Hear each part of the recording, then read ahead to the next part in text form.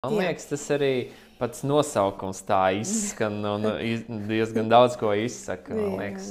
Bet ar ko šī biedrība nodarbojas? Tad, kad mēs, mans draugs Jānis satikās ar savu bērnības draugu Andri Tauriņu, un viņš arī aizputnieks, un viņi sāk runāt par aizputu, tad Andris atbrauca kaut kā paskatīties uz aizputu, gribētu teikt vēlreiz, un arī viņa sieva viņam pievienojās Inese, tad tur radās doma par aizputas renesanses biedrību, un Andrim un Inesei ir tāda superīga enerģija un liela jauda, es gribētu teikt, un viņi to mūsu kaut kādu domu par tiem, kur mēs smējamies, tiem aizputs miljonāriem. Bet mēs tur katrs urķējamies tajā savā mājā pa lielam. Katrs tur ar savām darbībām.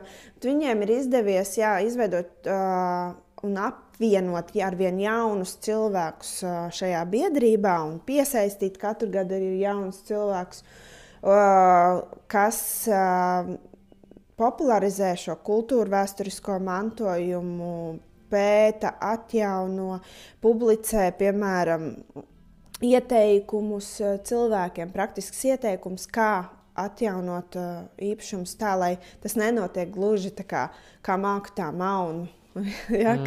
Kā balstīt, uz ko balstīties, teiksim tā.